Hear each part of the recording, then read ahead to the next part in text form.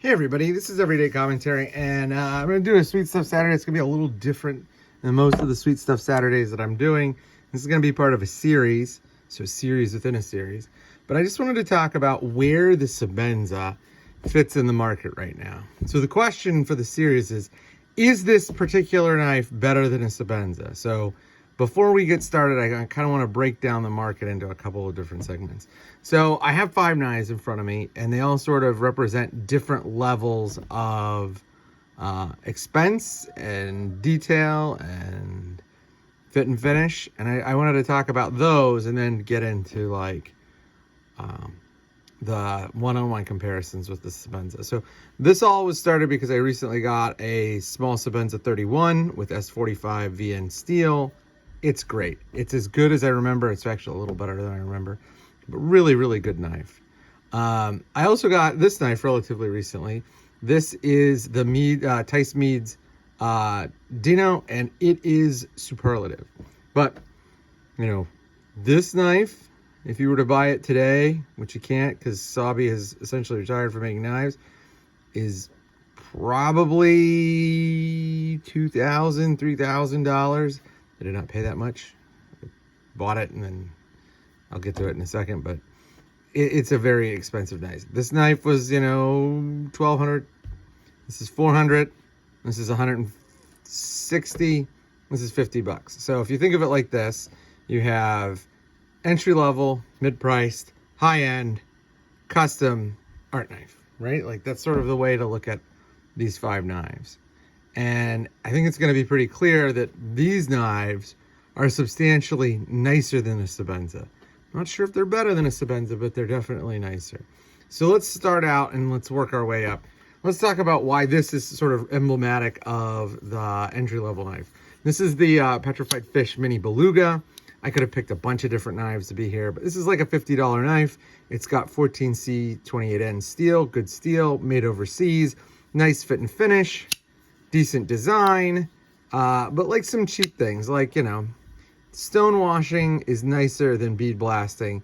Bead blasting is something you can kind of do in a second. Stone washing requires a little bit more than bead blasting, but, you know, and bead blasting doesn't wear as nicely. You know, you use this knife heavily, you'll see the scratches, whereas stone washing scratches are sort of part of the aesthetic. The steel is not a powder steel, so you're making some concessions to the price.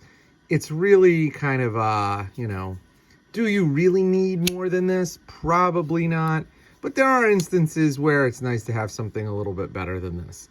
It's a really good knife, G10, sculpted handles, good knife, good entry-level knife. The next knife is one of my favorite knives on the market, and this is the TRM Neutron 2. As you can see, it too has sculpted handles. This is USA made, which is a really big plus for me. It's about $180, but it uses 20 CV, which is a powder metal steel, sort of in the M390 family. This knife is mega thin and mega sharp. I mean, it is substantially thinner than that knife, and it is just a glorious cutting machine. I use this knife all the time, as you can see. It's got some smudges on the blade. It is just a great everyday user. Thin in the pocket, super light. It comes in at just over 2 ounces. There's no skeletonizing in the liners, but they have to do that, I think, probably to make the swappable scales work. But either way, really great knife. What are you not getting at this level? Well, that's one of the things that make this knife really nice. There's not a lot that you're missing from this knife that you get when you move up to this knife. And this knife is substantially better than this knife. But if I took this knife out, which I think is an exceptionally good buy, and put in something like this, which is also in that 150 price range, you'll see that there are a couple of things you're getting. Like, this is a steel that's a little bit older than this steel. The handle is this FRN material that's not super great. This is an overseas Taiwanese made knife. And so, like, this is probably a more apt comparison because, you know, this is really just one of the better knives in the world. And it's so good because it's such a good value.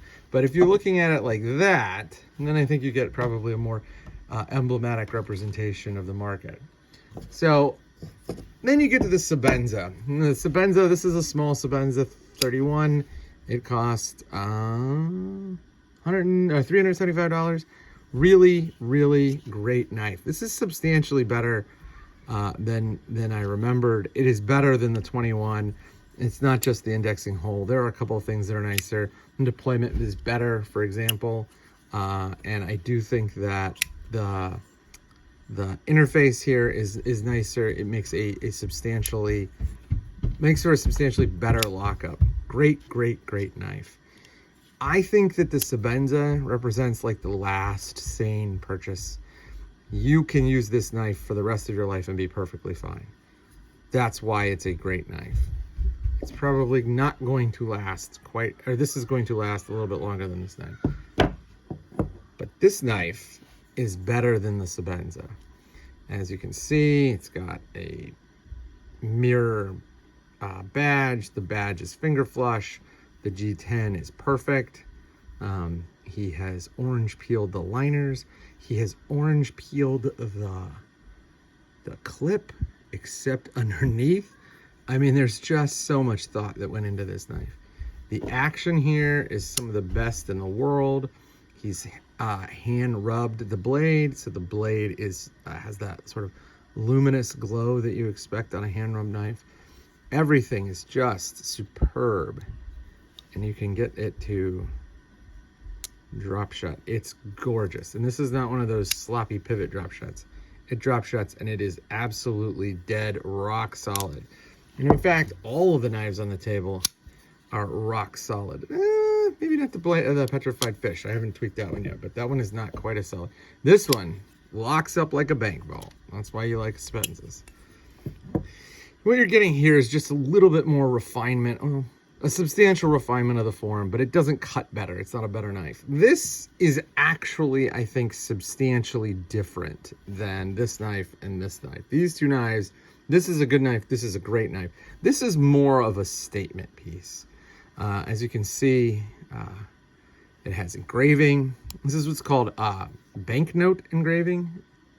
And you can see with the banknote engraving, this is one of the things that tells you good engraving from cheap engraving is, for example, let me use my 1300. I don't have to point out this is kind of silly, but like right at the tip, you can see this banknote engraving is three-dimensional. In other words, some of these curling leaves, is it chrysanthemum leaves? They actually pass under other leaves so that you can see the shadowing effect and the 3D effect. The engraving on this knife was done by Recover. This is actually a Sabi Swift. It includes Sabi's own self-lock, and it obviously has a mirror polish, as you can see, and it has Koa wood handles. This knife is like the full bling. There is nothing on this knife that's missing, that you would get. Hold on, let me just rub it down, because God, I hate it. This is one thing. Mirror finished knives are just a pain in the butt to handle, because like every time you touch them, it's like even the wiping them down causes them to spot. It just drives you crazy. But this knife, like, look at the backspacer.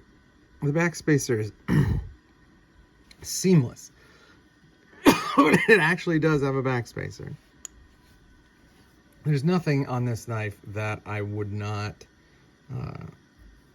it's just everything is done to the absolute nth degree. The polish, this is RWL 34, 154, CPM 154.